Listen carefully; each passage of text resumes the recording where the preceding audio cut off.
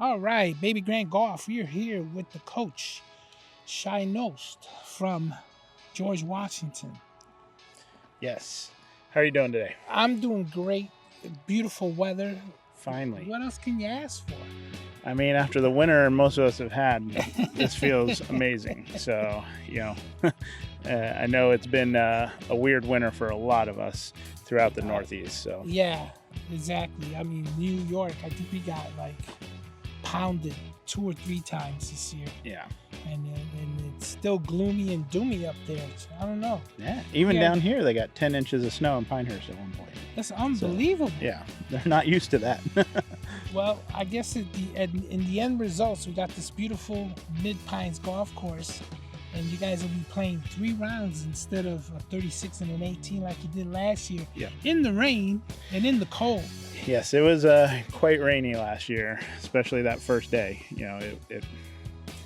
I remember walking a couple times where you're just drenched and walking back and forth, and was just trying to smile and keep a perspective for our guys, because if you look bad and you look like you're miserable, they're going to be given the okay to go to that spot. So, fortunately, it cleared up and we were able to get the whole tournament in last year. But it was definitely a rainy event.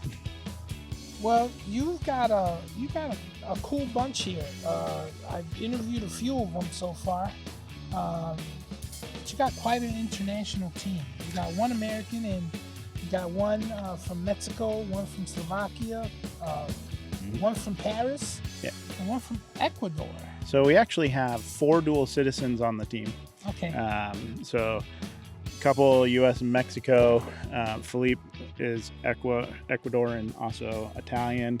Our assistant, Tux Pedro, is from the U.S. and Nigeria. We also have a green card holder. So we are very internationally eclectic, diverse, while at the same time, DC is an international city. It leads itself to a lot of that, with bringing internationals in, and it's worked well for us over the years. And, the dual citizens have also been a big kind of niche for us the last few years. So yeah, I got to chop it up a little bit with your assistant coach Pedro, and he was saying that because I was talking to him about recruitment and how different it is these last couple of years with the portal, the kids branding themselves.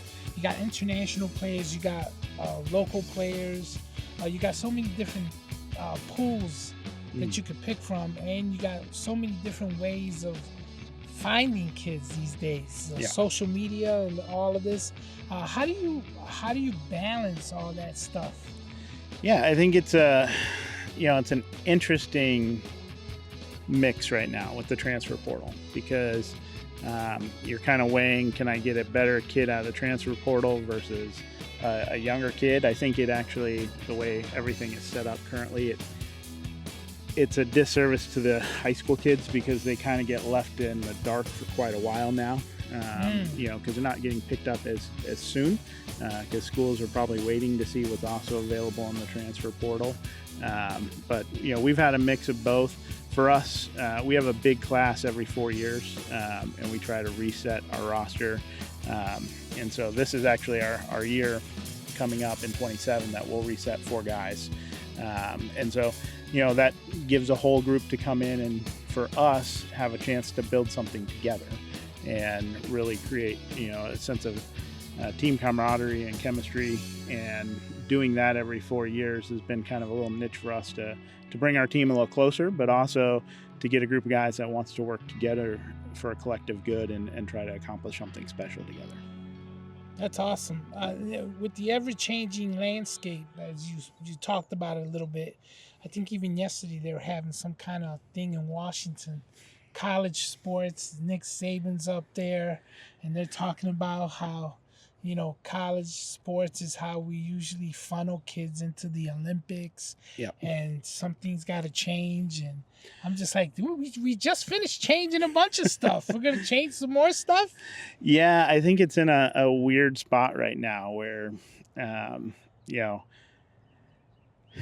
I'm just a golf coach, so I kind of stay out of it. Yeah. Football and basketball are the big drivers of most of this. Yeah. And, I do think we've got to change some things. I think it's absolutely ridiculous that the transfer portal opens up before you play a national championship or in the middle for March Madness, right? It opens up with the Elite Eight and the semifinals and the championship still to go. Kids are going into the transfer portal and potentially leaving teams.